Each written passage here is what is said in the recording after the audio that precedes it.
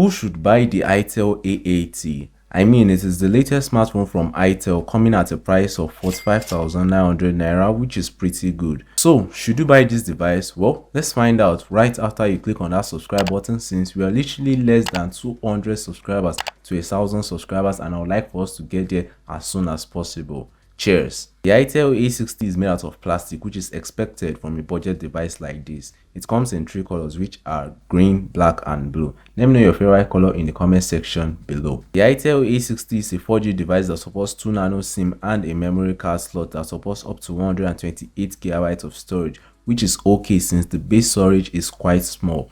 More on that later. Up front, the Itel A60 houses a 6.6-inch IPS LCD display with a resolution of 720 by 1612 pixels, which means you'll be able to watch 720p content comfortably on this device and even up to 1080p on sites like YouTube. No high refresh rates here, and I don't think anyone who is getting this device is expecting that either. When it comes to software, the Itel A60 runs on Android 12 Go edition. It is a lighter version of Android for devices with entry-level processors like the Itel A80. You probably won't be getting software updates, which is fine. The Itel A60 runs on Infinix Spectrum SC9832E chipset. It's a 28nm processor with a clock speed of 1.3 GHz, meaning you won't be playing any heavy title on this device. Plus, it doesn't come with enough storage for games, since it comes with 2GB of RAM and 32GB of storage, meaning you'll be definitely getting a memory card if you store media files on your device. Your day-to-day social media apps like WhatsApp will work fine, although I recommend you to install lighter versions of apps like Instagram Lite, TikTok Lite, so that you can get the best experience out of the Itel A60.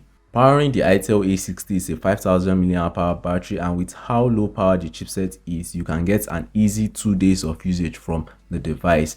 And when you need to juice it up well, it is capable of 10 watts charging, which the charger is in the box, by the way. So just expect slow charging speeds with how large the battery is. The camera isn't the main focus when it comes to the Itel A series, so keep your expectations to the minimum. It features a dual camera setup at the rear, which includes an 8-megapixel sensor and a QGVA lens. Video maxes out at 720p 30 frames per second from the rear camera, as well as the 5-megapixel selfie camera. Now, back to the question I raised in the beginning of the video: should you get the Itel A60, or who should get the Itel A60?